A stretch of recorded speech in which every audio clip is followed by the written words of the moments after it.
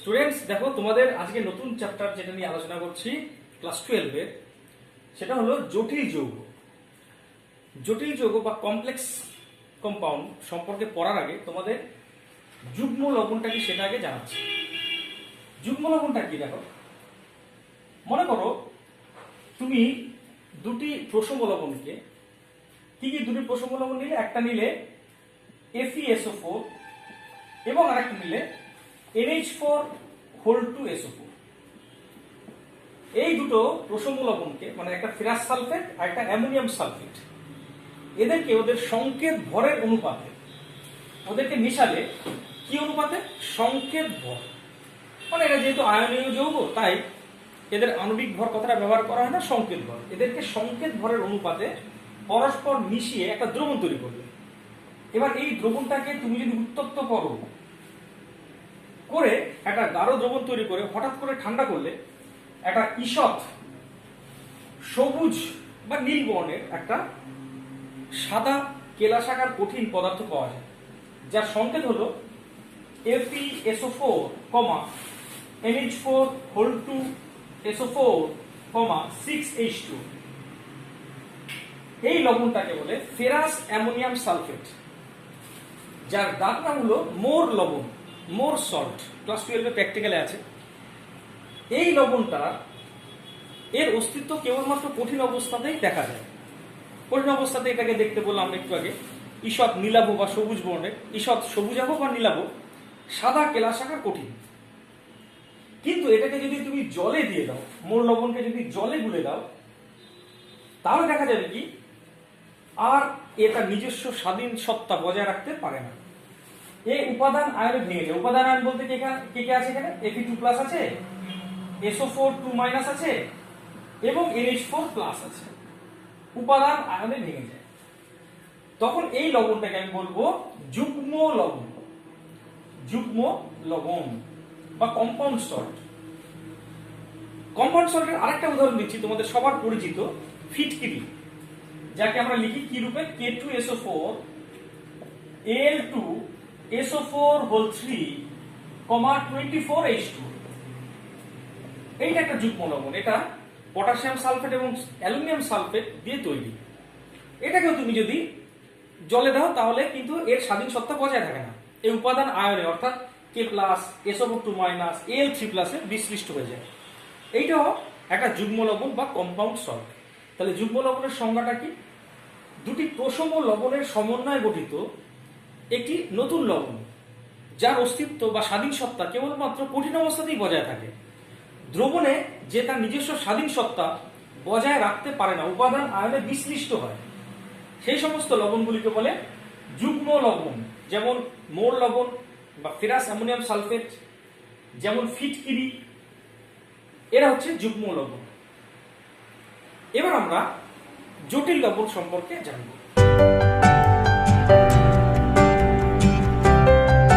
দেখো, এবার জটিল লবণ সম্পর্কে বলছি।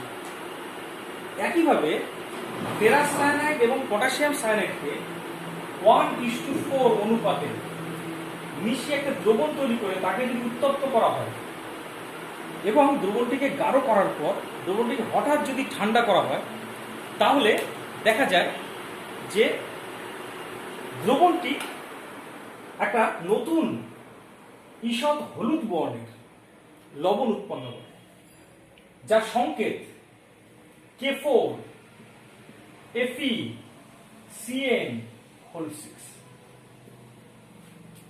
অর্থাৎ এই যে লবণটা তৈরি হলো এই দুজনের মধ্যে বিক্রিয়া, অর্থাৎ বিক্রিয়াটা ছিল FeCN2 প্লাস 4KCN।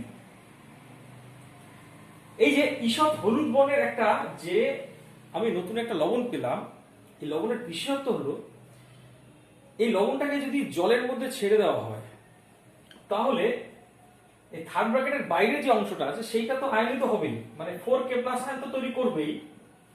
সঙ্গে সঙ্গে এই থার্ড ব্র্যাকেটের যে ভিতরের অংশগুলি আছে, অর্থাৎ FeCN6 4-, এই যে থার্ড ব্র্যাকেটের ভিতরের যে অংশগুলি আছে, এরা মিলেমিশে এমন একটা নতুন আয়ন তৈরি করলো, যে আয়নের উপাদানগুলি পরস্পরকে ছেড়ে বেরিয়ে যায়নি, দ্রবণের মধ্যে এরা নিজস্ব স্বাধীন সত্তা বজায় রেখেছে। খেয়াল করতে হবে এখানে মোট কটা আয়ন আছে দেখো, একটা ক্যাটায়ন রূপে আছে Fe2+, আর অ্যানায়ন রূপে আছে 6খানা Cn-। তাহলে 6 আর 1 7, 7খানা আয়নের এই যে জোট বা পুঞ্জ, এরা কিন্তু কঠিন অবস্থাতে একত্রে অবস্থান করেছে, আবার অ্যাজ ওয়েল অ্যাজ দ্রবণের মধ্যেও কিন্তু এরা তাদের স্বাধীন সত্তা বজায় রাখতে সক্ষম হয়েছে। ওরা কিন্তু আগের মতো সেই যুগ্ম লবণের মতো উপাদান আয়নে ভেঙে যায়নি। এই যে আয়নের পুঞ্জ, এইটাকে বলে জটিল আয়ন, আর সংশ্লিষ্ট যৌগটাকে বলে জটিল যৌগ। তো জটিল যৌগের আরেকটা উদাহরণ দিই, তাহলে বুঝতে পারবে। মনে করো Cu NH3 থার্ড ব্র্যাকেট দিলাম, বাইরে SO4। এখানেও যদি তুমি জলের মধ্যে দিয়ে দাও, মনে করো জলের মধ্যে দিয়ে দিলে, তাহলে এ কিন্তু ভেঙে যাবে। কিসে ভাঙবে? Cu NH3 2+ SO4 2-। এই যে আয়নটা তৈরি করলো, এই যে ক্যাটায়নটা তৈরি হলো, এই ক্যাটায়নের মধ্যে দেখো আছে এক Cu2+ আয়ন আছে আর 4টে NH3 অণু আছে। তাই এইটাকে আমি বলবো 4টে অণু এবং Cu2+ দিয়ে তৈরি আয়ন এবং অণুর যোগ। এই যে যোগটা, এর কিন্তু দ্রবণের মধ্যে এর অস্তিত্ব বজায় আছে, এই উপাদান আয়নে ভাঙেনি। তাই এটাকে বলবো জটিল আয়ন। দেখো আগে ছিল এটা অ্যানায়ন জটিল আয়ন রূপে, এটা ক্যাটায়ন পেলাম জটিল আয়ন রূপে। তাহলে দেখবেন জটিল আয়ন আবার দুরকম হতে পারে, অ্যানায়নিক জটিল আয়ন, ক্যাটায়নিক জটিল আয়ন। তো যাই হোক, এবার তাহলে আমি জটিল যৌগের সংজ্ঞাটা দিচ্ছি। সংজ্ঞাটা হচ্ছে এই: 2 বা ততোধিক অণু বা আয়নের সমন্বয়ে গঠিত, অণু বা আয়নের সমন্বয়ে গঠিত পুঞ্জীভূত অণু বা আয়ন, যার অস্তিত্ব কেবলমাত্র কঠিন অবস্থাতে থাকে তা নয়, দ্রবণের মধ্যেও যারা নিজস্ব স্বাধীন সত্তা বজায় রাখতে পারে, তাদেরকে বলে জটিল যৌগ। এবার আমরা জটিল যৌগ আর যুগ্ম লবণের যদি পার্থক্য বলি, দেখো তো আগে ছিল যুগ্ম লবণ, সেখানে কি ছিল দেখেছিলাম, যুগ্ম লবণ তার অস্তিত্ব কেবলমাত্র ছিল কঠিন অবস্থায়, দ্রবণের মধ্যে কিন্তু তারা নিজেদের স্বাধীন সত্তা বজায় রাখতে পারেনি, উপাদান আয়নে ভেঙে গিয়েছিল। কিন্তু আমরা দেখলাম এই যে জটিল যৌগ, তার ক্ষেত্রে কি দেখলাম? সেক্ষেত্রে দেখলাম জটিল যৌগের বা জটিল আয়নের অস্তিত্ব কেবলমাত্র কঠিন অবস্থায় থাকে তা নয়, দ্রবণের মধ্যেও যারা নিজস্ব স্বাধীন সত্তা বজায় রেখেছে, উপাদান আয়নে ভেঙে যায়নি। তাহলে এটা একটা পার্থক্য, যে এর অস্তিত্ব শুধু কঠিন অবস্থায় থাকে যুগ্ম লবণের, আর জটিল লবণের অস্তিত্ব কঠিন অবস্থাতেও থাকে অ্যাজ ওয়েল অ্যাজ দ্রবণের মধ্যেও থাকে। দ্বিতীয় পার্থক্য কি দেখলাম? এরা দ্রবণের উপাদান আয়নে বিশ্লিষ্ট হয়, আর জটিল আয়ন দেখলাম দ্রবণের মধ্যে উপাদান আয়নে বিশ্লিষ্ট হয় না। আরেকটা পার্থক্য বলি, এটার ব্যাখ্যা পরে বলবো, সেটা হচ্ছে যুগ্ম লবণ সমাবয়বতা ধর্ম দেখায় না, কিন্তু জটিল লবণ সমাবয়বতা ধর্ম দেখায়। অর্থাৎ দেখবো সেক্ষেত্রে একই সংকেত দিয়ে অনেকগুলি যৌগ পাওয়া যাবে। একটু এগুলো একটু পরে আছে। তো এখন আমি এই জটিল যৌগ সম্পর্কে ভার্নারের কোঅর্ডিনেশন তত্ত্ব সম্পর্কে আলোচনা করছি।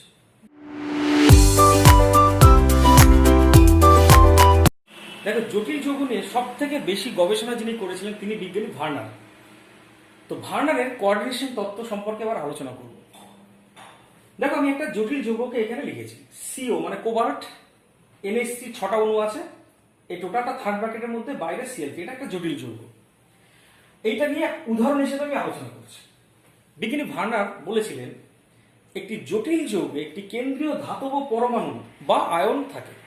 যেমন এখানে কোবাল্ট হলো কেন্দ্রীয় ধাতব পরমাণু বা আয়ন, এখানে লিখলাম কেন্দ্রীয় ধাতব আয়ন। এটা পরমাণু বলবো না, এখানে আয়ন রূপে আছে। বিজ্ঞানী ভার্নার বলেছিলেন কেন্দ্রীয় ধাতব পরমাণু বা আয়নটির 2 প্রকারের যোজ্যতা বর্তমান। এক হলো মুখ্য যোজ্যতা এবং 2 হলো গৌণ যোজ্যতা। অর্থাৎ এখানে কেন্দ্রীয় ধাতব পরমাণু বা আয়ন হচ্ছে কোবাল্ট, তার 2 রকমের যোজ্যতা আছে, একটা মুখ্য যোজ্যতা, একটা গৌণ যোজ্যতা। মুখ্য যোজ্যতা হলো কেন্দ্রীয় ধাতব পরমাণু বা আয়নটির জারণ সংখ্যা। যেমন এখানে খেয়াল করে দেখো, কোবাল্টের জারণ সংখ্যা হচ্ছে +3। কেন? অ্যামোনিয়া তো নিউট্রাল, মানে প্রশম অণু, তার কোনো চার্জ নেই, তাহলে 3টে Cl এর 3টে মাইনাস, তাকে প্রশমিত করার জন্য কোবাল্টের এখানে চার্জ হচ্ছে +3। তাহলে এখানে কোবাল্টের জারণ সংখ্যা হচ্ছে +3। এইটা হচ্ছে মুখ্য যোজ্যতা। কোবাল্টের আরেক রকমের যোজ্যতা আছে, সেটা কি গৌণ যোজ্যতা। গৌণ যোজ্যতা হলো কোবাল্টের কোঅর্ডিনেশন সংখ্যা। কোঅর্ডিনেশন সংখ্যাটা কি, আপাতত এটা জানো যে কেন্দ্রীয় ধাতব পরমাণুর চারপাশে যে কটা লিগ্যান্ড আছে, এখানে এমনই হচ্ছে লিগ্যান্ড, লিগ্যান্ডের সংখ্যাটাই হচ্ছে এর কোঅর্ডিনেশন সংখ্যা, মানে গৌণ যোজ্যতা। তাহলে গৌণ যোজ্যতা মান কত লিখবো এখানে দেখো 6। তাহলে একবার রিপিট করছি, কেন্দ্রীয় ধাতব পরমাণু বা আয়নের দুই প্রকারের যোজ্যতা থাকে, একটা হচ্ছে মুখ্য যোজ্যতা আর একটা গৌণ যোজ্যতা। মুখ্য যোজ্যতা হলো এই কোবাল্ট মানে কেন্দ্রীয় ধাতব পরমাণুর জারণ সংখ্যা, আর গৌণ যোজ্যতা হলো কেন্দ্রীয় ধাতব পরমাণুর কোঅর্ডিনেশন সংখ্যা। বিজ্ঞানী ভার্নার সমগ্র জটিল যৌগটিকে দুটি অংশে বিভক্ত করেছিলেন।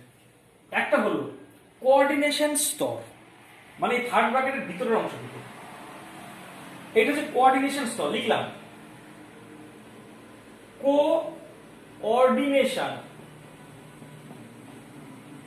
স্তর।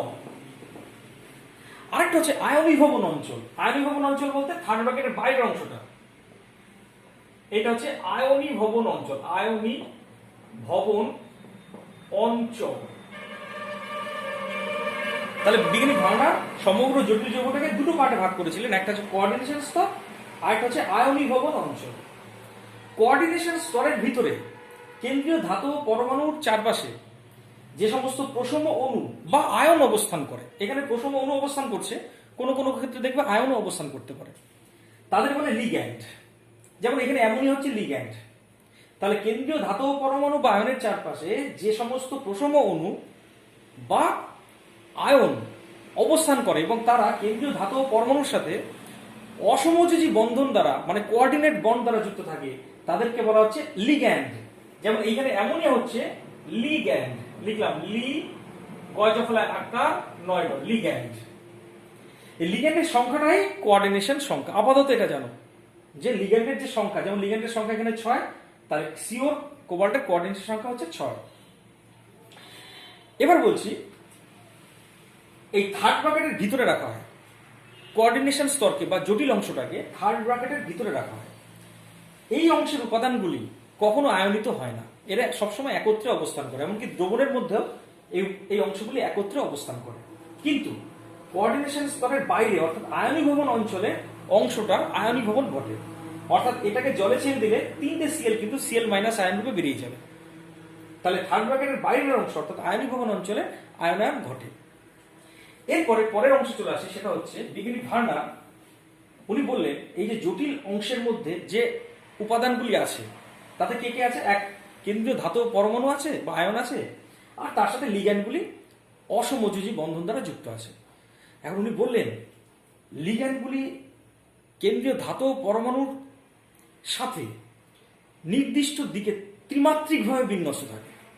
আরেকবার রিপিট করছি, এই লিগ্যান্ডগুলি কেন্দ্রীয় ধাতব পরমাণু বা আয়নের সাথে তো যুক্ত থাকে অসমযোজী বন্ধন দ্বারা এবং তারা নির্দিষ্ট দিকে ত্রিমাত্রিকভাবে বিন্যস্ত থাকে। এর ফলে সমগ্র জটিল অংশটি একটা নির্দিষ্ট জ্যামিতিক আকার লাভ করে। যেমন ধরো কোঅর্ডিনেশন নাম্বার যদি 4 হয় তাহলে জ্যামিতিক আকার হতে পারে এক না হয় টেট্রাহেড্রাল বা চতুস্থলকীয়, আর না হয় স্কোয়ার প্ল্যানার। যেমন ধরো নিকেল টেট্রাকার্বনিল বলে একটা কমপ্লেক্স, যেখানে নিকেলের সাথে 4টে কার্বন মনোক্সাইড অণু আছে, এরকম একটা জটিল যৌগের ক্ষেত্রে দেখা যায় আকৃতি হয় চতুস্থলকীয়। তাহলে এখানে নিকেল থাকে, তার সাথে অসমযোজী বন্ধন দ্বারা কার্বন মনোক্সাইড এইভাবে যুক্ত থাকে এবং স্ট্রাকচারটা আসে চতুস্থলকীয় বা টেট্রাহেড্রাল। আবার কোঅর্ডিনেশন নাম্বার 4 জন্যই গঠনাকৃতি আবার হতে পারে স্কোয়ার প্ল্যানার বা সামতলিক বর্গাকার। যেমন উদাহরণ হিসেবে Cu NH3 2+, কেমন এরকম একটা জটিল যৌগের স্ট্রাকচার দেখা যাবে হবে স্কোয়ার প্ল্যানার, মানে এখানে সিন থাকবে, একই তলে চারদিকে 4টে লিগ্যান্ড অবস্থান করবে, তাহলে সেম তলে, মানে এর জন্য বলছে স্কোয়ার প্ল্যানার মানে সামতলিক বর্গাকার, একই তলে 4টে NH3 অসমযোজী বন্ধন দ্বারা যুক্ত থাকবে। এবং এখানে লিখলাম 2+, বা এবার যদি সালফেট লিখি বা যদি সালফেট লিখতাম তাহলে এখানে সালফেট আয়নটা ঘোরাঘুরি করতে, সেটা থার্ড ব্র্যাকেটের বাইরে। তো যাই হোক, এইটা হচ্ছে স্ট্রাকচারটাকে বলে স্কোয়ার প্ল্যানার। Square planner. এবার কোন ক্ষেত্রে চার কোঅর্ডিনেশনের জন্য কোন ক্ষেত্রে টেট্রাহেড্রন হবে আর কোন ক্ষেত্রে স্কোয়ার প্ল্যানার হবে সেটা আমি যখন সংকরায়ন করাবো তখন ডিটেলসে বলবো। কিন্তু অ্যাট দিস স্টেজ জানো যে কোঅর্ডিনেশন নাম্বার যদি 4 হয় তাহলে আকৃতি হতে পারে টেট্রাহেড্রাল অথবা স্কোয়ার প্ল্যানার। আবার কোঅর্ডিনেশন নাম্বার যদি 6 হয় তাহলে আকৃতি হতে পারে অষ্টকতলীয়। যেমন এই যে যৌগটা দেখলাম এর যদি স্ট্রাকচার বলি তাহলে তার স্ট্রাকচারটা কেমন হবে দেখো, অষ্টকতলীয়। মানে এখানে থাকবে সিও, মানে এখানে NH3 NH3 NH3 NH3, এরা হচ্ছে অসমযোজী বন্ধন দ্বারা যুক্ত আছে। তার উপরে আছে NH3 আর নিচে NH3। এটা হচ্ছে অষ্টকতলীয় বা অক্টাহেড্রাল স্ট্রাকচার। আর তার মাথায় কটা প্লাস চার্জ থাকবে দেখো, 3টে প্লাস চার্জ। মানে এই অংশটার চার্জ, জটিল অংশের চার্জ হচ্ছে 3+, আর বাইরে ঘোরাঘুরি করছে ওই 3টে প্লাসকে প্রশমিত করার জন্য 3টে Cl মাইনাস আয়ন। এবং এই স্ট্রাকচারকে আমরা বলবো অক্টাহেড্রাল। তাহলে আমি দেখলাম যে কেন্দ্রীয় ধাতব পরমাণু বা আয়নের সাথে লিগ্যান্ডগুলি নির্দিষ্ট দিকে বিন্যস্ত থাকে। নির্দিষ্ট দিকে বিন্যস্ত থেকে একটা নির্দিষ্ট জ্যামিতিক আকার লাভ করে। সেক্ষেত্রে স্ট্রাকচার কি হতে পারে, টেট্রাহেড্রাল হতে পারে, স্কোয়ার প্ল্যানার হতে পারে, অক্টাহেড্রাল হতে পারে। অর্থাৎ জটিল অংশটি একটা নির্দিষ্ট জ্যামিতিক আকার লাভ করে। এইভাবে আমি দেখলাম সমগ্র কোঅর্ডিনেশন তত্ত্বটিকে আমরা জানলাম, বিজ্ঞানী ভার্নারের কোঅর্ডিনেশন তত্ত্বটি। এবার পরবর্তী প্রসঙ্গে আলোচনা করছি। দেখো এবার কতগুলি জটিল যৌগকে সামনে রেখেছি, এদের ক্ষেত্রে আমি ভার্নারের কোঅর্ডিনেশন তত্ত্বটা প্রয়োগ করব। দেখো প্রথমে এই যৌগটায় দেখো তো, তোমরা বলো কেন্দ্রীয় ধাতব পরমাণু বা আয়নটাকে এখানে কোবাল্ট। কোবাল্টের প্রথমে মুখ্য যোজ্যতা, মুখ্য যোজ্যতাকে প্রাইমারি ভ্যালেন্সি বলে, পিভি বললাম, ঠিক আছে। আর গৌণ যোজ্যতা secondary valency, SV.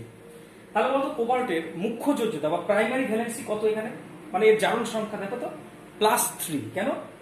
Ammonia neutral, ঠিক আছে, কিন্তু দুটো Cl আর এই Cl তো মাইনাস, তাহলে 3টে মাইনাস, তাকে 0 করার জন্য কোবাল্টের অবশ্যই চার্জ হবে +3। তাহলে মুখ্য যোজ্যতা হচ্ছে +3। আর গৌণ যোজ্যতা মানে এর কোঅর্ডিনেশন সংখ্যা দেখো 6, কারণ 4টে NH3 আছে, দুটো Cl আছে, তাহলে গৌণ যোজ্যতা হচ্ছে 6। এবার এ যদি আয়নিত হয়, কিভাবে আয়নিত হবে খেয়াল করে দেখো তো। এই আয়ন উৎপন্ন করলে পরে উৎপন্ন করবে প্রথমে একটা জটিল আয়ন, সেটাকে থার্ড ব্র্যাকেটের মধ্যে CO NH3 4 Cl2 প্লাস এবং তৈরি করবে Cl মাইনাস। এইভাবে আয়নিত হবে। এবার সে এই ক্ষেত্রে দেখো তো, এক্ষেত্রে কেন্দ্রীয় ধাতব পরমাণু বা আয়নটি হচ্ছে প্লাটিনাম। এখানে প্লাটিনাম অনুরূপে নেই, আয়ন রূপে আছে। দেখো তো প্লাটিনামের জারণ সংখ্যা কত, এর জারণ সংখ্যা, দেখো এর 2 রকমের জারণ সংখ্যা আছে। একইভাবে প্লাটিনামের দুটো উপরে একই রকম প্রাইমারি ভ্যালেন্স, সেকেন্ডারি ভ্যালেন্স। দেখো তো প্রাথমিক যোজ্যতা কত, +2। যদি বলো কি করে, অ্যামোনিয়া নিউট্রাল, ঠিক আছে, কিন্তু ক্লোরিন তো মাইনাস, তাহলে দুটো ক্লোরিন মিলে -2, 0 করার জন্য প্লাটিনামের +2। আর এর দেখো তো গৌণ যোজ্যতা কত, গৌণ যোজ্যতা 4, মানে কোঅর্ডিনেশন সংখ্যা হচ্ছে 4, কারণ দুটো ক্লোরিন আর দুটো অ্যামোনিয়া মিলে এর গৌণ যোজ্যতা হলো 4। এবার এ যদি আয়নিত হয়, কিভাবে আয়নিত হবে দেখবো। এ কিন্তু আয়নিতই হবে না, কারণ দেখো এর থার্ড ব্র্যাকেটের বাইরে কোনো আয়নীভবন অঞ্চল নেই, তাহলে এর আয়নায়ন ঘটবে না, মানে এর আয়নায়ন ঘটবে না। এবার এইটাতে আসে, দেখো এখানে নিকেল হচ্ছে কেন্দ্রীয় ধাতব পরমাণু এবং এটা আয়ন রূপে নেই, পরমাণু রূপে আছে। এর কারণ হলো এখানে কার্বন মনোক্সাইড, সে তো নিউট্রাল মানে প্রসম, তাহলে এর জন্য কোনো চার্জ হবে না। তাহলে নিকেলের এখানে জারণ সংখ্যা মানে প্রাইমারি ভ্যালেন্সি 0, মুখ্য যোজ্যতা 0, সেকেন্ডারি ভ্যালেন্সি মানে এর কোঅর্ডিনেশন সংখ্যা 4। এও দেখবে আয়নিত হবে না। একেও যদি বলে আয়নিত হবে কি না, আয়নিত হবে না, কারণ এরও দেখো থার্ড ব্র্যাকেটের বাইরে কোনো অংশ নেই, মানে আয়নীভবন অঞ্চলই নেই, তাই এরও আয়নায়ন ঘটবে না। এবার আসি পরের যৌগটি। এই যৌগটির কেন্দ্রীয় ধাতব পরমাণু বা আয়নটি হচ্ছে ক্রোমিয়াম। ক্রোমিয়ামের দেখো দুটো যোজ্যতা, একটা হচ্ছে মুখ্য যোজ্যতা, খেয়াল করে দেখো অ্যামোনিয়া হচ্ছে নিউট্রাল, তাই এর জন্য কোনো চার্জ বা আধান সৃষ্টি হবে না, কিন্তু 3টে Cl এর জন্য -3। -3 কে প্রশমিত করার জন্য ক্রোমিয়ামের চার্জ হবে +3, তাহলে মুখ্য যোজ্যতা হচ্ছে +3। আর গৌণ যোজ্যতা কত হলো দেখো 6, কারণ 6 হচ্ছে 6টা লিগ্যান্ড আছে, অর্থাৎ কোঅর্ডিনেশন নাম্বার 6। এবার এ আয়নিত হবে, হ্যাঁ হ্যাঁ এ আয়নিত হবে কিভাবে? থার্ড ব্র্যাকেটের ভিতরের অংশটা তৈরি করবে Cr NH3 হোল 6 3+ এবং থার্ড ব্র্যাকেটের বাইরের অংশটা 3Cl মাইনাস আয়ন উৎপন্ন হবে। এই হচ্ছে তোমার ভার্নারের কোয়াড্রেশন তত্ত্বের প্রয়োগ দেখলাম একটি।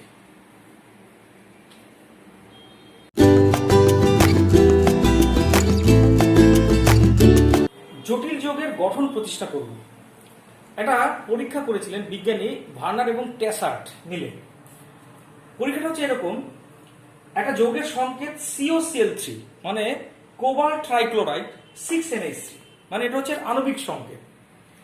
তো এই যৌগটাকে দ্রবণের মধ্যে ছেড়ে দিলে পরে একটি অণু থেকে কটি আয়ন উৎপন্ন হয় সেটা মাপা হয়েছিল। তো দেখা গেছিল 4টি আয়ন উৎপন্ন হয়। আবার এই যৌগটাতে AgNO3 দিলে পরে, মানে এই যৌগের যে দ্রবণ তার মধ্যে AgNO3 দিলে পরে এই যে ক্লোরিন আছে তার সাথে Ag+ এর বিক্রিয়া হবে, হয়ে AgCl এর অধক্ষেপ তৈরি হবে। দেখা গিয়েছিল 3টি AgCl এর অধক্ষেপ উৎপন্ন হয়েছিল। এই ঘটনার উপর বেস করে আমাকে এই যৌগটা সংকেত কি হবে, মানে গঠন সংকেত কি হবে সেটা দেখাতে হবে। একইভাবে এই একটা যৌগ COCl3 5NH3, এই যৌগটার মধ্যে দেখো শুধু পার্থক্য কি, এখানে 6টা NH3 ছিল, এখানে একটা NH3 কম আছে। এর উপরে পরীক্ষা করা হয়েছিল, কি পরীক্ষা? এর একটা দ্রবণ তৈরি করা হয়েছিল, তার কন্ডাক্টেন্স মেপে দেখা গিয়েছিল দ্রবণের মধ্যে 4টি আয়ন নয়, কয়টি আয়ন আছে? 3টি আয়ন থাকে। হ্যাঁ, 3টি আয়ন থাকে। এবং এই দ্রবণের মধ্যে, মানে এই যৌগটি থেকে প্রাপ্ত দ্রবণের মধ্যে AgNO3 দিলে পরে, আগে 3টে AgCl এর অধক্ষেপ তৈরি হয়েছিল, এবার 3টে AgCl না, দেখা গেছে মাত্র 2টি AgCl এর অধক্ষেপ উৎপন্ন হচ্ছে। তাহলে এই যৌগটির আণবিক সংকেত, গঠন সংকেত কি হবে দেখাতে হবে। শুধু একটা কথা একটু হিন্টস আকারে বলি, যে কমপ্লেক্সের থার্ড ব্র্যাকেটের বাইরে যে অংশটা থাকে সেই অংশটার সাথেই কিন্তু এই যে AgNO3 দিলে পরে তার Ag+ বিক্রিয়া করবে। মানে এখান থেকে হিন্টস আকারে বলতে পারি যে এই কমপ্লেক্সের থার্ড ব্র্যাকেটের বাইরে 2টো Cl আছে, আর সেই 2টো Cl এর সাথে এর মধ্যে যে AgNO3 দিয়েছে সেই AgNO3 Ag+ বিক্রিয়া করেছে, করে 2টো AgCl এর অধক্ষেপ তৈরি করেছে। আচ্ছা, এই দুটো নয় পরে বলছি, আগে এই দুটো ঘটনা দিয়ে এই দুটোর স্ট্রাকচার বা গঠন প্রতিষ্ঠা করছি। আগে দেখো COCl3 6NH3 যৌগটিতে তুমি যে AgNO3 দিলে, এইটাই দেখার বিষয় যে এর মধ্যে যে AgNO3 দিয়েছো, এখানে লেখা আছে দেখো AgNO3 দিলে পরে উৎপন্ন AgCl এর অধক্ষেপের সংখ্যা কটা হয়েছে? 3টে AgCl। অবশ্যই তাহলে এই যৌগটির যে কমপ্লেক্স পার্ট, মানে থার্ড ব্র্যাকেটের মধ্যে যে অংশ তার বাইরে 3টি Cl অবস্থান করছে, তাহলে যৌগটার সংকেত অবশ্যই হবে CONH3 হোল 6 বাইরে Cl3। তবে না এর মধ্যে যদি তুমি AgNO3 দাও তাহলে 3টে AgCl এর অধক্ষেপ পাওয়া যাবে। এর মধ্যে AgNO3 দিলে পরে 3 অণু AgNO3 বিক্রিয়া করবে, করে 3টে AgCl এর অধক্ষেপ তৈরি করবে। আর দেখো এ যদি আয়নিত হয় তাহলে কটা আয়ন তৈরি করে? 4টে আয়ন তৈরি করে। কি করে? একটা হচ্ছে CONH3 হোল 6 3+ 3টে Cl মাইনাস, তাহলে 3টে Cl মাইনাস আয়ন, একটা হচ্ছে জটিল আয়ন, মিলে 4টে আয়ন তৈরি করলো। আর AgNO3 দিলে পরে বাইরে যে 3টে Cl আছে তারাই 3টে AgCl এর অধক্ষেপ তৈরি করেছে। একইভাবে এই যৌগটাতে তুমি AgNO3 দিয়েছো, তার জন্য 2টি AgCl এর অধক্ষেপ পাওয়া গেছে, মানেই এই যৌগটির অবশ্যই 2টো Cl থার্ড ব্র্যাকেটের বাইরে আছে। তাহলে এর সংকেত কি হবে? CONH3 হোল 5 Cl, আর থার্ড ব্র্যাকেটের বাইরে আছে 2টো Cl। তবে না এর মধ্যে তুমি যদি AgNO3 দাও এবার, তাহলে AgNO3 দিলে 2টো AgNO3 বিক্রিয়া করবে, করে এই 2টো Cl কে 2টো AgCl এর অধক্ষেপ হিসেবে অধক্ষিপ্ত করবে। আর খেয়াল করো এইটা থেকে যে আয়ন পাবে সেই আয়ন দুটো কি হবে? 3টে আয়ন হবে। সেই 3টে আয়ন কি? একটা জটিল আয়ন, জটিল আয়নটা হচ্ছে CONH3 হোল 5 Cl 2+ প্লাস আর একটা জটিল আয়ন কি পাবে? আরো একটা নেই, 2টো Cl মাইনাস। তাহলে এই 2টো Cl মাইনাস আর জটিল আয়ন, মানে মোট 3টে আয়ন পেয়েছো। এবার একইভাবে বলে এই যৌগটার ক্ষেত্রে স্ট্রাকচারটা কি হবে?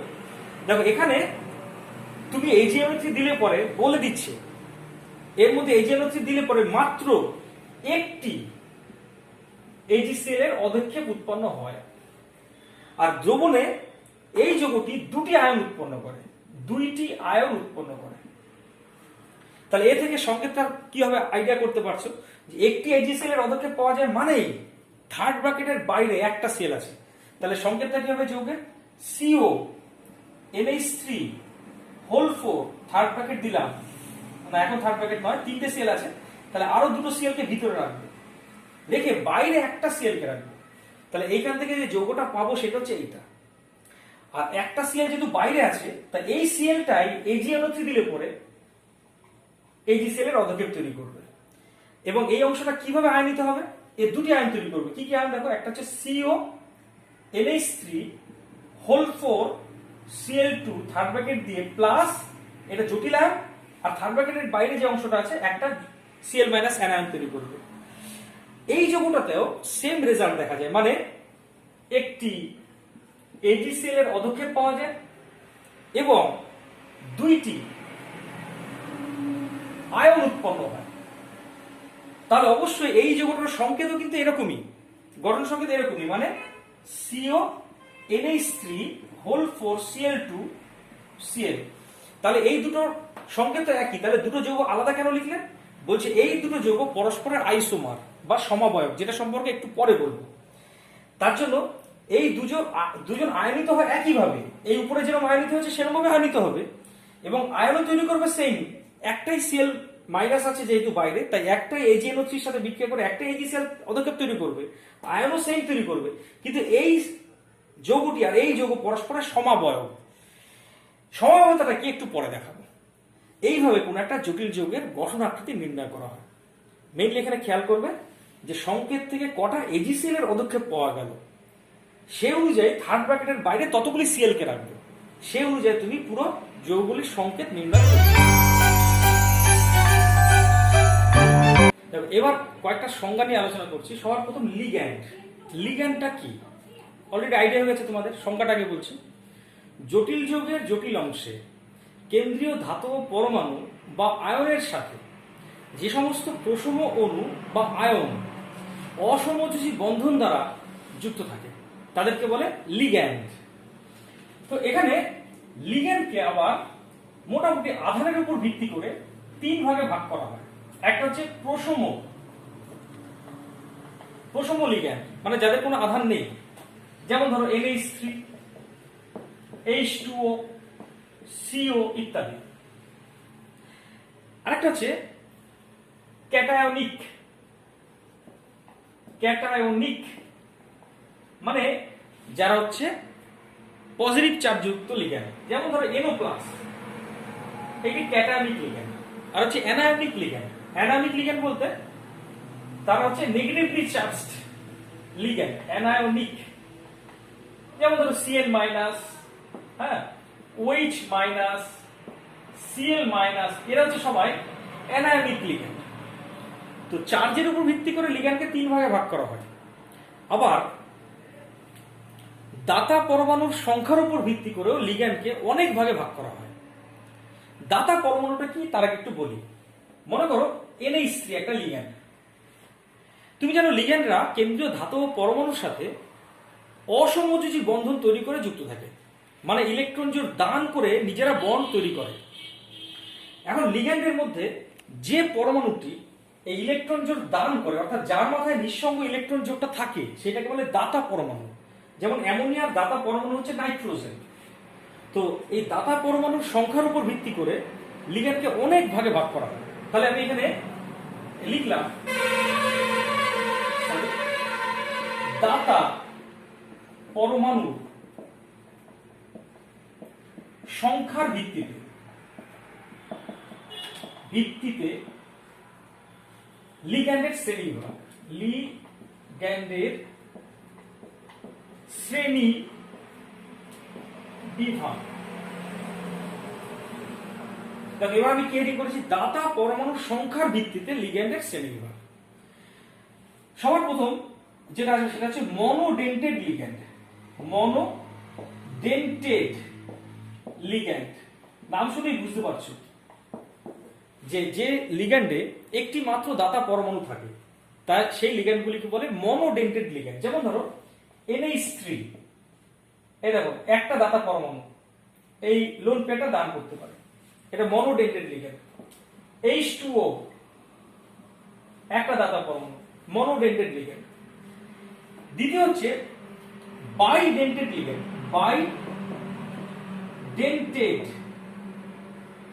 বাইডেন্টেড লিগ্যান্ড। বাইডেন্টেড লিগ্যান্ড মানে নাম শুনে বুঝতে পারছো, এই লিগ্যান্ডে দুটি দাতা পরমাণু থাকে। যেমন ধরো ethylene diamine, NH2 CH2 CH2 NH2। দেখো এই যে N এর মাথায় একটা লোন পেয়ার আছে, আবার এই N এর মাথায় লোন পেয়ার আছে, তাহলে এর দুটো দাতা পরমাণু। এটা হচ্ছে একটা বাইডেন্টেড লিগ্যান্ড। তা এর নাম হচ্ছে ইথিলিন ডাইঅ্যামিন, বা সংক্ষেপে এটাকে ইএনও বলে, স্মল এন ইএনও বলে। তো ইথিলিন ডায়ামিন হচ্ছে একটা বাইডেন্টেড লিগ্যান্ড। এবার আমি এটা দিয়ে একটা কমপ্লেক্স তৈরি দেখাচ্ছি। মনে করো একটা অক্টাহেড্রাল কমপ্লেক্স, এটা দিয়ে কিভাবে তৈরি হবে। মনে করো CO NH2 CH2 CH2 NH2 whole 3 Cl3, এটা একটা কমপ্লেক্স। এই কমপ্লেক্সের স্ট্রাকচারটা কিরকম হবে আমি দেখব। দেখো আমি আগে এইভাবে দেখাচ্ছি। CO অবশ্যই অক্টাহেড্রাল কমপ্লেক্স। এবার এই ইথিলিন ডায়ামিন এর তিনটে লিগ্যান্ড আছে। কিভাবে আছে দেখি। একটা এখানে NH2 CH2 CH2 NH2, এই একটা লিগ্যান্ড দেখো দুটো কর্নার দখল করলো, মানে দুটি গৌণ যোজতা পরিবৃক্ত করলো। এইখানে আরেকটা NH2 CH2 CH2 NH2। আরেকটা বলে রাখি, এইটাকে ইএন দিয়েও দেখানো যায়, বা আমি তৃতীয়টা এরকম পুরো না লিখে ইএন লিখলাম। ইএন মানে পুরোটা লিখে ফেলেছি। তাহলে দেখো তো এক একটা লিগ্যান্ড কটা করে কর্নার দখল করছে, দেখো দুটো করে কর্নার দখল করছে। তাহলে এখানে যেহেতু তিনটে লিগ্যান্ড আছে, তাহলে তিনটে লিগ্যান্ড মিলে 6টা কর্নার দখল করেছে, মানে একটা অষ্টক তলীয় বা অক্টাহেড্রাল কমপ্লেক্স তৈরির জন্য বাইডেন্টেড লিগ্যান্ড লাগলো তিনটে লিগ্যান্ড ইজ এনাফ, যথেষ্ট 6টি কর্নার দখল করার জন্য। তাহলে এটা মাথায় রাখবে, একটা বাইডেন্টেড লিগ্যান্ডের 3টি লিগ্যান্ড লাগলো। তো একইভাবে বলতো যদি একটা স্কোয়ার প্ল্যানার করতাম, স্কোয়ার প্ল্যানার মানে সেখানে কোঅর্ডিনেশনের সংখ্যা 4, তাহলে সেক্ষেত্রে কয়টি এরকম লিগ্যান্ড লাগতো? 2টি লিগ্যান্ডই যথেষ্ট ছিল। যেমন ধরো এখানে উদাহরণটা দিয়ে দিই। সাপোজ CU, এইটাকে EN লেখা হয় সংখ্যাটা, EN লিখলাম 2+, এরকম একটা কমপ্লেক্স তৈরি করবো CU EN 2+। তাহলে এরকম, তাহলে স্কোয়ার প্ল্যানার স্ট্রাকচার। তাহলে এখানে CU রাখলাম, তাহলে দেখো তো এইখান থেকে একটা EN মানে ইথিলিন ডায়ামিন, আর এখান থেকে একটা EN মানে ইথিলিন ডায়ামিন। তাহলে খেয়াল করো থার্ড ব্র্যাকেট দিয়ে মাথায় 2+। EN মানেই কিন্তু সেই এত বড় লিগ্যান্ডটাকে সংক্ষেপে লিখেছি, মানে এখানে NH2 আছে CH2 CH2 NH2, তাকে সংক্ষেপে লেখা হচ্ছে। তাহলে দেখো তো 4 কোঅর্ডিনেশন সংখ্যার জন্য বাইডেন্টেড লিগ্যান্ড দুটো লাগলো। এবার চলে আসে, এবার দেখো একইভাবে ট্রাইডেন্টেড লিগ্যান্ড আছে, এটা মুছে দিলাম। তো একইভাবে ট্রাইডেন্টেড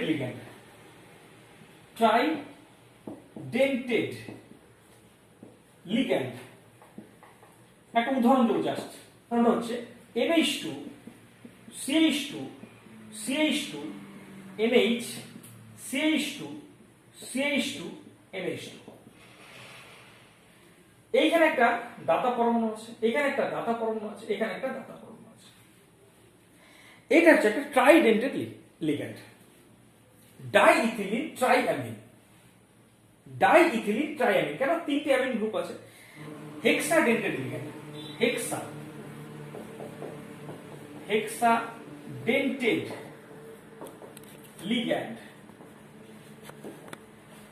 মানে বুঝতে পারছো, এই লিগ্যান্ডের একটাতে 6টা দাতা পরমাণু থাকে। উদাহরণ হচ্ছে EDTA বা ইথিলিন ডায়ামিন টেট্রাঅ্যাসিটেট। আচ্ছা সংকেতটা কি দেখো, CH2 CH2 N, এখানে যদি NH2 NH2 লিখে দিই তাহলে ইথিলিন ডায়ামিন কিন্তু টেট্রাসিডেট মানে এখানে হাইড্রোজেন না থেকে অ্যাসিটেট গ্রুপ আছে, মানে COO minus CH2 COO minus CH2 COO minus CH2 COO minus. দেখো এটা কিন্তু একটা হেক্সাডেন্টেড লিগ্যান্ড। কেন? কারণ এই একটা দাতা পরমাণু, এটা একটা দাতা পরমাণু, এই লোন পেয়ার আছে, এটা একটা দাতা পরমাণু, লোন পেয়ার আছে, এটা একটা দাতা পরমাণু, এটা দাতা পরমাণু, এটা। তাহলে দেখো খেয়াল করে দেখো মোট 6টা দাতা পরমাণু আছে। তাহলে এটা একটা হেক্সাডেন্টেড লিগ্যান্ড। এবার আমার প্রশ্ন হচ্ছে, বলতো একটা যদি অষ্টক তলীয় বা অক্টাহেড্রাল কমপ্লেক্স তৈরি করতে চাই এই লিগ্যান্ডটা দিয়ে, তাহলে এরকম কটা লিগ্যান্ড লাগবে? একটা লিগ্যান্ড, একটা লিগ্যান্ডই যথেষ্ট।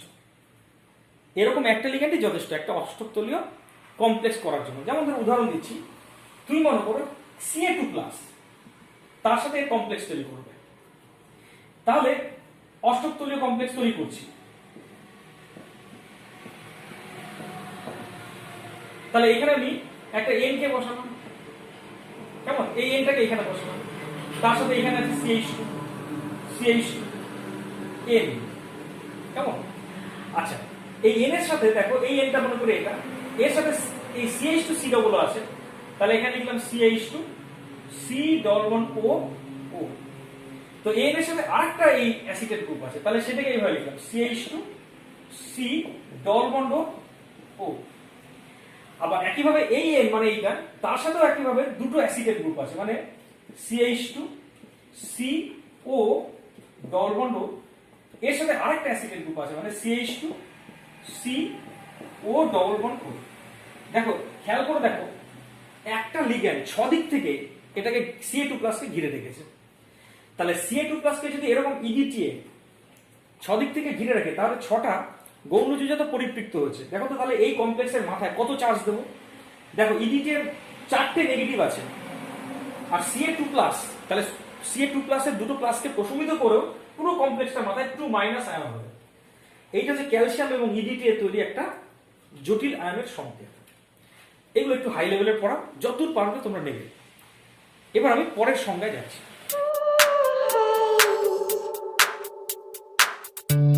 এবার বিষয়বস্তু হচ্ছে কোঅর্ডিনেশন সংখ্যা বা সমরকাঙ্ক সংখ্যা।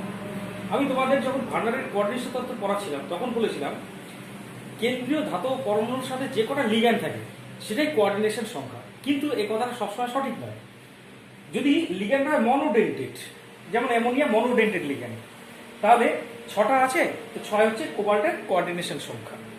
হ্যাঁ ঠিক, কোবাল্টের চারপাশে 6টা সিও যুক্ত আছে, কোবাল্টের কোঅর্ডিনেশন সংখ্যা 6, মানলাম, ঠিক আছে। কিন্তু যদি মনোডেন্টেড লিগ্যান্ড না হয়ে বাইডেন্টেড লিগ্যান্ড হয়, যেমন ধরো এই ধরনের একটা যৌগ, এখানে দেখো কোঅর্ডিনেশন সংখ্যা 6, এখানেও কিন্তু কোঅর্ডিনেশন সংখ্যা 6, কিন্তু লিগ্যান্ড কটা আছে? 3টে, কারণ একটা লিগ্যান্ডই দুটো কর্নার দখল করেছে। তাহলে সেক্ষেত্রে দেখো দুটো কর্নার দখল করায় তার 3টে লিগ্যান্ডই টোটাল 6টা কর্নার দখল করে ফেলেছে। তাহলে কোবাল্টের এখানে কোঅর্ডিনেশন সংখ্যা কি 3? না, মোটেই না। কোবাল্টের এখানে কোঅর্ডিনেশন সংখ্যা সেই 6।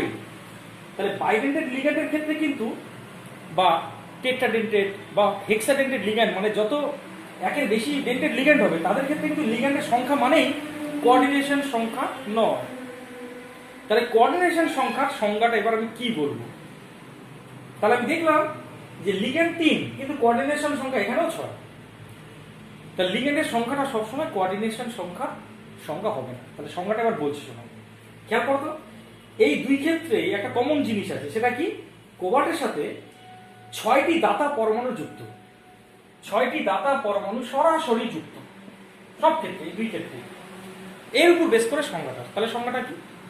কোন একটা জটিল যৌগের জটিল অংশে কেন্দ্রীয় ধাতব পরমাণুর সাথে লিগ্যান্ডের যে কয়টি দাতা পরমাণু সরাসরি যুক্ত থাকে তাকে বলবো উহার কোঅর্ডিনেশন সংখ্যা।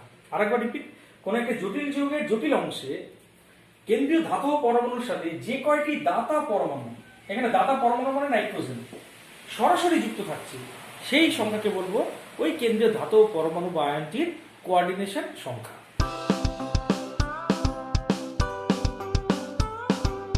তাহলে এবার বিষয়বস্তু হচ্ছে অ্যাম্বিডেন্ট লিগ্যান্ড। দেখো একটা উদাহরণ দিয়ে বলি, C triple bond N, C এর মাথায় মাইনাস চার্জ আছে, তাই সি দাতা পরমাণু হতে পারে। আবার এন এর মাথায় যে লোন পেয়ার আছে, তাই এন ও দাতা পরমাণু হতে পারে। মানে এখানে দুটো দাতা পরমাণু বর্তমান, কিন্তু জটিল যৌগ গঠনের ক্ষেত্রে দেখা যায় দুটোর মধ্যে যে কোনো একজন অংশ নেয়, মানে দুজন একসঙ্গে অংশ নেয় না। তাই এই ধরনের লিগ্যান্ডকে বলে অ্যাম্বিডেন্ট লিগ্যান্ড। তাহলে অ্যাম্বিডেন্ট লিগ্যান্ডের সংজ্ঞাটা কি? যে সমস্ত লিগ্যান্ডে একাধিক দাতা পরমাণু থাকা সত্ত্বেও যে কোনো এক প্রকার দাতা পরমাণুই জটিল যৌগ গঠনের ক্ষেত্রে অংশ নেয়, তাদের বলে অ্যাম্বিডেন্ট লিগ্যান্ড। একটা উদাহরণ দেওয়া যায়, দেখো সি দিয়ে যখন বন্ধন তৈরি হবে তখন সেই জটিল যৌগের ক্ষেত্রে আমি সায়ানাইড যৌগ বলবো, সায়ানিডো, যাই হোক আইউপিএসসি নামকরণ যখন বলবো সায়ানিডো বলবো। আবার এন দিয়েও যখন বন্ড তৈরি হবে তখন তাকে বলবো আইসোসায়ানিডো যৌগ। তার মানে এখান থেকেও বন্ড তৈরি হতে পারে, এখান থেকেও বন্ড তৈরি হতে পারে, কিন্তু দুটো জায়গা থেকে একত্রে মানে অ্যাট এ টাইম দুটো পরমাণু বন্ধন তৈরিতে অংশ নেয় না, যে কোনো একটি অংশ নেয়। তাই এটা হচ্ছে একটা অ্যাম্বিডেন্ট লিগ্যান্ড, মানে Cl মাইনাস হচ্ছে একটা অ্যাম্বিডেন্ট লিগ্যান্ড। আর একটা উদাহরণ দিই, NO2 কে এইভাবে দেখানো যায়। দেখো এর মাথায় লোন পেয়ার আছে, তাহলে এখান থেকেও বন্ড তৈরি হতে পারে, আবার ও দিয়েও বন্ড তৈরি হতে পারে। যেমন ধরো এন দিয়ে যখন বন্ড তৈরি, একটা উদাহরণ দিই, CO NH3 হোল 5 NO2, বাইরে মনে করো Cl2, একটা যৌগ। আবার যদি ও দিয়ে বন্ধন তৈরি করে তাহলে CO NH3 whole 5 ONO Cl2। দেখো এই দুটি ক্ষেত্রে আণবিক সংকেত একই পাবো এতে, কিন্তু একটা ক্ষেত্রে কি দিয়ে বন্ড তৈরি হয়েছে, দেখো এন দিয়ে বন্ড তৈরি হয়েছে, তখন এটাকে বলে নাইট্রো যৌগ। আবার আরেক ক্ষেত্রে ও দিয়ে বন্ড তৈরি করেছে, তখন পেয়েছি নাইট্রিটো যৌগ। তাই NO2 হচ্ছে একটা অ্যাম্বিডেন্ট লিগ্যান্ড।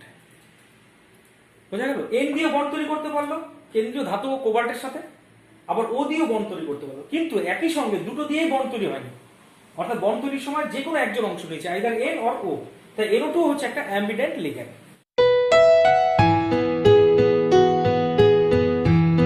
এখনকার বিষয়বস্তু হচ্ছে চিলেটিং লিগ্যান্ড। বিষয়বস্তুটা বোঝানোর আগে আমি দুটো কমপ্লেক্সকে দেখাচ্ছি। এটা একটা কমপ্লেক্স মানে জটিল যৌগ CuNH3 হোল 4 2+, আর এটা একটা জটিল যৌগ মানে CuNH2 CH2 CH2 NH2 whole 2+। দেখো দুটোর মধ্যে খুব একটা পার্থক্য নেই। পার্থক্য নেই কেন বলছি, এখানে Cu আছে, তার চারটে কোণা চারটে NH3 আছে, এখানেও Cu আছে, চারটে কোণা চারটে NH2 আছে। এবং পার্থক্যটা এখানেই যে এখানে NH3 আর NH3 দুটি লিগ্যান্ডের মাঝখানে কোনো যোগ নেই, কিন্তু এখানে খেয়াল করে দেখো এটা একটা বাইডেন্টেড লিগ্যান্ড, এবং এই লিগ্যান্ডটা একটা বলয় তৈরি করে এই Cu2+ কে ঘিরে রেখেছে। একইভাবে এই বাইডেন্টেড লিগ্যান্ডটাও একটা বলয় তৈরি করে এই Cu2+ কে ঘিরে রেখেছে। তো এই লিগ্যান্ডগুলিকে মানে দেখো এই লিগ্যান্ডটার সংকেতটা এইভাবে দেখিয়েছি। দেখো এর দুটো দাতা পরমাণু দিয়ে একসঙ্গে কেন্দ্রীয় ধাতব পরমাণুর সাথে অসমযোজী বন্ধন তৈরি করে Cu2+ কে ঘিরে রেখেছে, এবং এর ফলে একটা পরমাণুর শৃঙ্খল বা বলয় তৈরি হয়েছে। কিন্তু এখানে কিন্তু সেরকমটা হয়নি। তাই এইটা হচ্ছে চিলেট যৌগ, এটা চিলেট যৌগ না। এবং এই চিলেট যৌগ তৈরি করার জন্য যে লিগ্যান্ডটা ইউজ হলো, যেটাকে একই সঙ্গে Cu2+ এর সাথে এইভাবে একই সঙ্গে বন্ড এট এ টাইম বন্ড তৈরি করেছে, ফলে একটা শৃঙ্খল বা রিং তৈরি করেছে। এই লিগ্যান্ডটা হচ্ছে চিলেটিং লিগ্যান্ড। দেখো চিলেট কথাটা এসছে ক্ল, ClAW, ক্ল মানে হচ্ছে তোমার ওই বাজ পাখির নখ। দেখো বাজ পাখির সেই নখের মতো কেন্দ্রীয় Cu2+ কে ধরেছে। তো এই লিগ্যান্ডটাকে বলছে চিলেটিং লিগ্যান্ড। তার চিলেটিং লিগ্যান্ডের সংজ্ঞাটা বলছে বাইডেন্টেড বা পলিডেন্টেড লিগ্যান্ড যাদের একাধিক দাতা পরমাণু থাকে। হ্যাঁ, এখানে দুটো দেখো দাতা পরমাণু দুটো, অর্থাৎ বাইডেন্টেড বা পলিডেন্টেড লিগ্যান্ড যারা একাধিক দাতা পরমাণুর সাহায্যে একই কেন্দ্রীয় ধাতব পরমাণুর সাথে একই সঙ্গে বন্ধন তৈরি করে সবর্গীয় স্তরে, সবর্গীয় স্তর কোনটা, থার্ড ব্র্যাকেটের ভিতরে যে অংশ, সবর্গীয় স্তরে বৃত্তাকার বা বলয়াকার পরমাণুর শৃঙ্খল তৈরি করে, সেই লিগ্যান্ডগুলিকে বলে চিলেটিং লিগ্যান্ড। আর উৎপন্ন যৌগকে বলে চিলেট যৌগ। আরেকবার রিপিট, এরা হচ্ছে দেখো তো NH2 CH2 CH2 NH2, তাহলে এটা হচ্ছে কি একটা বাইডেন্টেড লিগ্যান্ড বা পলিডেন্টেড হতে পারে। যেমন এটা হচ্ছে বাইডেন্টেড লিগ্যান্ড, তাই না? তাতে দেখো দুটো দাতা পরমাণু আছে এখানে। তাহলে বাইডেন্টেড বা পলিডেন্টেড লিগ্যান্ড যারা দুই বা ততোধিক দাতা পরমাণুর সাহায্যে একই কেন্দ্রীয় ধাতব পরমাণুর সাথে একই সঙ্গে বন্ধন তৈরি করে স্ববর্গীয় স্তরে বৃত্তাকার বা বলয়াকার পরমাণু শৃঙ্খল তৈরি করে, সেই লিগ্যান্ডগুলিকে বলে চিলেটিং লিগ্যান্ড। উৎপন্ন যৌগকে বলে চিলেট যৌগ। একই সঙ্গে চিলেট এফেক্ট কথাটাও ব্যাখ্যা করে দিচ্ছি এখানে। চিলেট এফেক্ট একবারে বলে গেলাম। এই যে চিলেট যৌগটা পেলাম, এইটা বলো বা এইটা বলো, এটারই সংকেত এটা। এই চিলেট যৌগগুলি সমতুল্য সাধারণ যৌগ অপেক্ষা অনেক বেশি স্থায়ী হয়। মানে এই যৌগটার স্থায়িত্ব দেখা যাবে এই যৌগের থেকে অনেক বেশি। তবে এই দুটোর মধ্যে পার্থক্য কি? সেরকম একটা পার্থক্য নেই তো। পার্থক্য একটাই কি এখানে কোনো বলয় বা শৃঙ্খল নেই, যেটা কিনা এখানে আছে। এইটুকুর জন্য দেখা যাবে এই যৌগটা অনেক বেশি স্থায়ী। অর্থাৎ সাধারণ জটিল যৌগ অপেক্ষা সমতুল্য চিলেট যৌগগুলি অনেক বেশি স্থায়ী হয়। এই ঘটনাকে চিলেট এফেক্ট বলে, চিলেট এফেক্ট। যাক, এই পর্যন্তই। নেক্সট ভিডিওটা দেবো, তোমরা ফলো করবে।